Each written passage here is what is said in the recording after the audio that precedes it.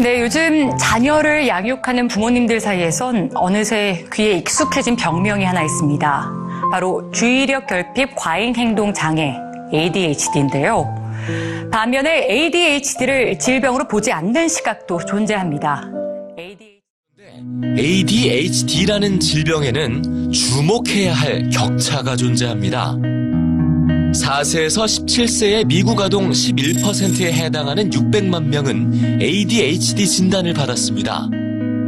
그런데 영국에선 3%의 아동만이 ADHD 환자고요. 프랑스에는 ADHD로 진단받은 아동이 거의 없습니다. 프랑스엔 왜 ADHD 아동이 없을까? 미국의 한 가족 치료사가 던진 질문입니다. 2012년 당시 미국 아동들의 9%는 ADHD로 인해 약물 치료를 받고 있었지만 ADHD로 약물 치료를 받는 프랑스 아동은 단 0.5%에 불과했기 때문입니다. 자, 9%와 0.5%. 이 격차는 이상 행동의 원인을 어디에서 찾는가에서부터 시작됩니다. 주의력 결핍과 과잉 행동의 원인을 아동 개인의 장애에서 찾는 게 아니라 아동을 둘러싼 가정과 학교에서 찾는 프랑스는 약이 아니라 아동 주변의 환경과 관계 개선을 치료책으로 삼습니다. 그리고 이를 통해서도 치유되지 않는 0.5%의 아동만이 약물 치료의 대상이 되는 거죠. 주의력 결핍 그리고 과잉 행동 정도의 차이는 있지만 모든 아이가 갖고 있는 특성입니다.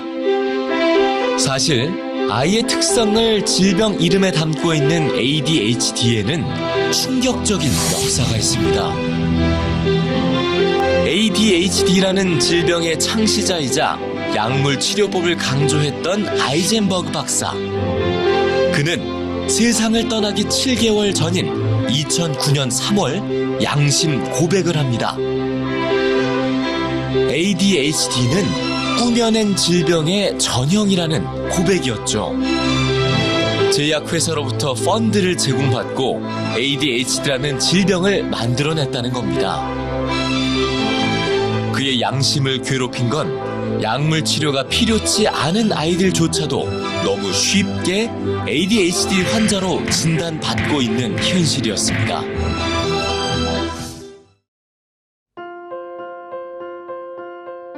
EBS에서 이런 내용이 보도된 후 몇 년에 걸쳐서 ADHD는 만들어진 병이라는 것은 사실이 아니다.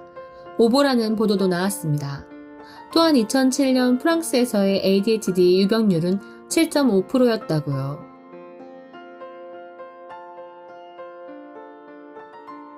어쩌다 또 이렇게 오보라는 이야기가 나오게 되었는지 간략히 살펴봐야겠네요. 프랑스에서의 ADHD에 대해 2015년 발표된 논문입니다. ADHD 아동이 전체 아동 중 몇 %나 되는지 상당히 다양한 의견들이 있다고 합니다.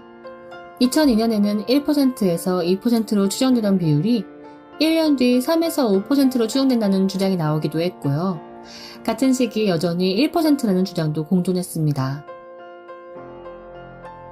몇 년 뒤인 2009년 르몽드는 여러 연구들에서 3에서 8%의 아동이 ADHD를 겪고 있다고 추정하고 있다고 하며 이에 대한 프랑스의 유명 정신의학자 베르나르 골스의 반응도 함께 언급했습니다. 3에서 8%의 아이들이 ADHD라는 것, 나는 이것이 아주 큰 농담이라 생각한다. 1000명의 아이들 중 단지 몇 명만이 그렇다. 사회가 가만히 있지 못하는 아이들을 참을 수 없어 하며 그렇기에 아이들의 행동 증상에 관심을 두기보다는 암페타민을 처방하여 제거하려는 것이 문제다. 베르나르 골스는 우리나라에서도 아동정신분석학의 역사라는 제목으로 번역된 책의 공저자이기도 합니다. 그러니까 가만히 있지 못하는 아이가 있을 때 이 아이를 바라보는 의사나 교사, 보호자의 마음에 따라 이 아이는 ADHD 환자가 될 수도 그저 좀 유난스러운 아이가 될 수도 있는 것이죠. 누군가는 이 아이들이 ADHD 환자라 믿고 누군가는 아니라 믿습니다. 각자의 믿음에 따라 ADHD 유병률 추정치도 달라지게 되겠죠.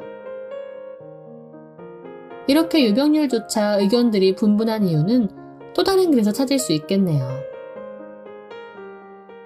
ADHD 진단은 행동 증상에 대한 평가에 기반하여 이루어진다. ADHD 유병률 추정은 그렇기 때문에 지난 20여 년간 국제적으로 논쟁의 중심에 있어 왔다. 지연이의 행동에 대해서는 담임 선생님, 상담 선생님의 평가가 일치하고 또 정신과 의사 선생님은 그 평가에 대해 동의하며 확인을 해주었는데 지연이 부모님의 평가는 완전히 다른 상황이에요. 이것에 대해 어떤 논의나 논쟁이 있기보다는 지연이 부모님은 주변에서 약을 먹이는 치료를 해야 한다는 압박을 받고 있는 중입니다.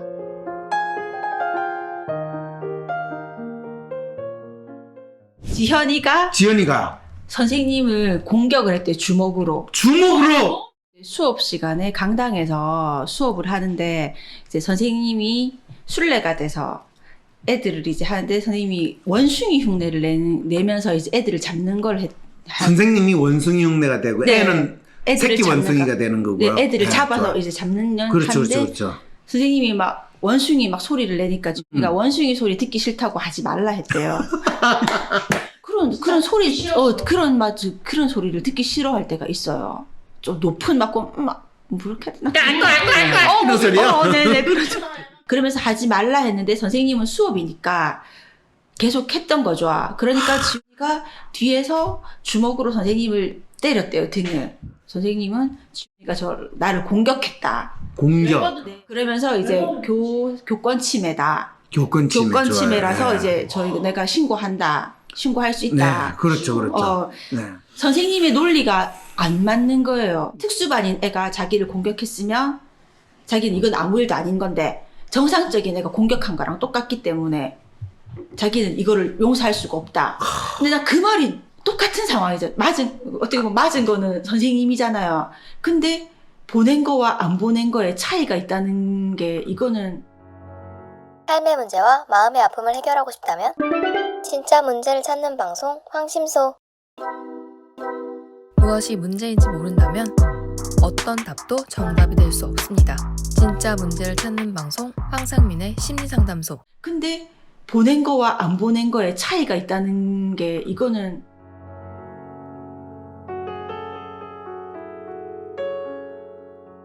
담임 선생님은 지연이의 행동이 공격이며 만약 지연이가 특수반이었으면 그냥 넘어갈 수 있겠지만 일반 학급의 아이이기 때문에 엄연한 공격이며 용납될 수 없다고 합니다.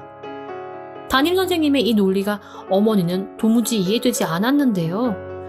그것은 담임 선생님은 지연이가 정신병 환자라 믿고 있고 어머니는 지연이가 정신병 환자가 아니라 믿고 있기 때문에 그렇답니다.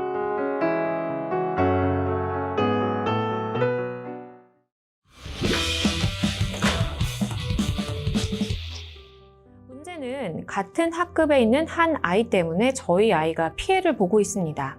그 아이는 ADHD를 앓고 있다고 합니다. 불편함이 있는 친구니 저희 아이도 잘 대해주려 했습니다. 그런데 그 아이가 저희 아이를 펜으로 찔렀습니다. 이야기를 들어보니 이렇게 폭력을 행사한 게 한두 번이 아니라고 합니다. 이런 것도 과연 신고를 할 수 있을지 변호사님은 좀 어떻게 보셨나요? 그래서 일단은 이 아동이 이 ADHD 관련해서 특수교육 대상자인 장애 아동이 아닌가 여부부터 조금 저희가 확인할 필요는 있다는 생각이 듭니다. 네. 아동들끼리 이제 장애 아동이 아닌데 이렇게 고의적으로 한 아이를 지속적으로 괴롭혔다. 학폭위를 열어달라라고 하시거나 뭐 신고하실 수 있는 부분이 있을 거로 생각이 듭니다. 그런데 이제 이 친구가 만약에 장애 아동이었고 고의적인 어떤 마음을 가지고 이 아이를 괴롭혀야지 뭐 이런 마음으로 네. 괴롭힌 것이 아니라면 신고는 조금 어렵지 않을까 그런 생각이 듭니다.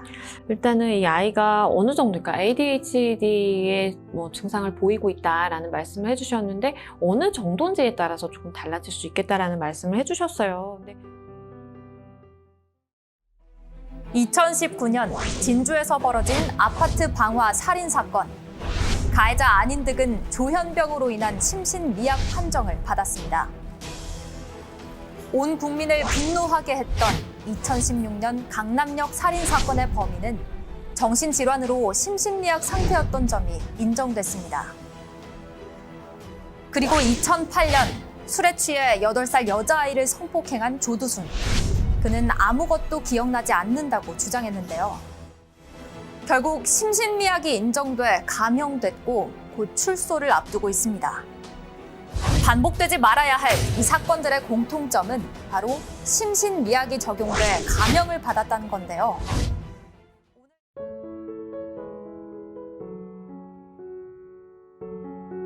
ADHD라는 정신병에 걸린 지연이가 병원에서 진단서를 받은 뒤 특수반에 들어간다면 공식적인 정신질환자가 되는 거니까 무슨 행동을 하든 심신미약이 적용될 수 있는 것이고 일반 학급에 남아있는 동안에는 그럴 수 없다는 것이죠. 하지만 지연이 어머니는 우리 애는 정신병 환자가 아니다라는 믿음을 가지고 있기에 일반 학급에 있나 특수반에 있나 애가 달라지는 것도 아닌데 어떻게 그런 차이가 생길 수 있는 것이지? 이런 의문이 드셨죠. 이런 어머니를 위해 담임선생님은 특수반이 얼마나 좋은지를 열심히 설명해 드렸어요.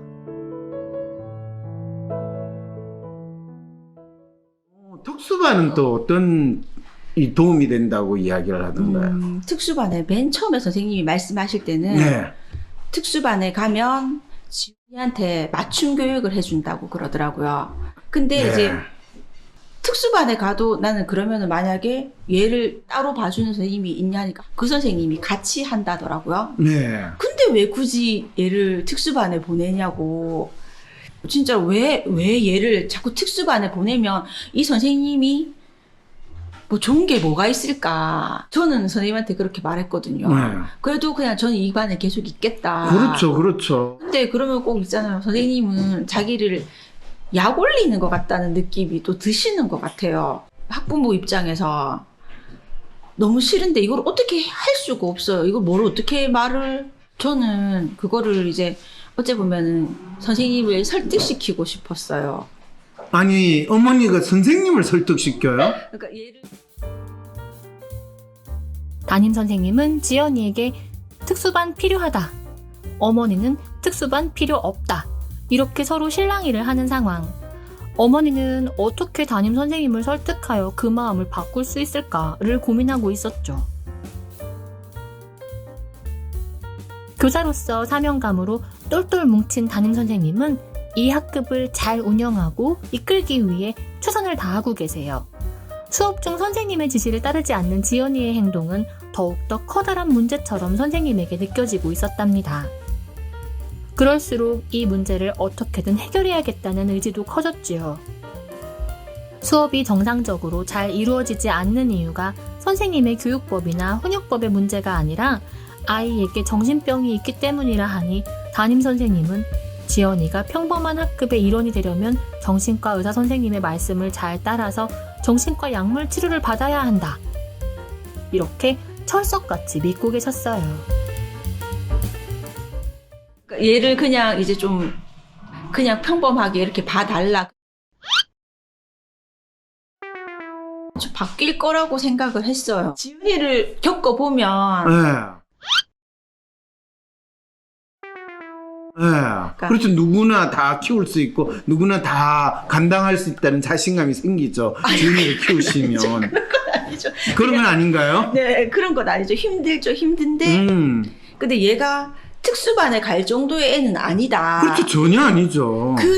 그런 마음을 좀 먹었으면 그렇죠. 좋겠다는 생각은. 아, 선생님이. 네. 아니, 지 엄마도 먹기 힘든 마음을 왜 선생님한테 그걸 요청하세요? 아, 그런가요? 어머니는 물론 선생님이 지연이를 지도하는 것이 쉽지는 않겠지만 그래도 이런 유별난 아이들도 여느 아이들과 다름없이 지도하고 교육하는 것이 교사의 역할이라는 믿음을 갖고 계세요. 그렇지만 어머니에게 지금 담임선생님은 평범하게 행동하는 아이들만을 지도하려 하는 것으로 보였어요.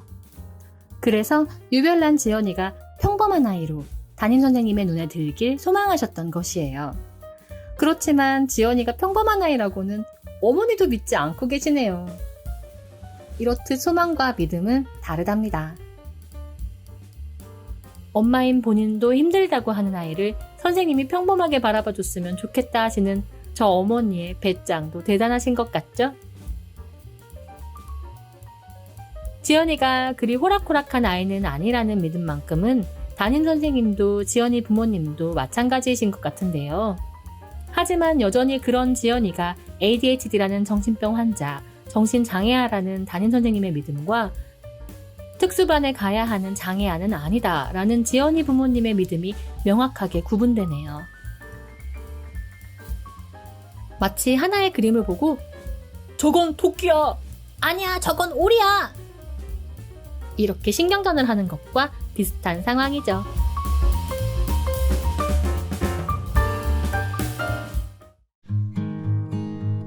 황심소에서 사연을 찾습니다.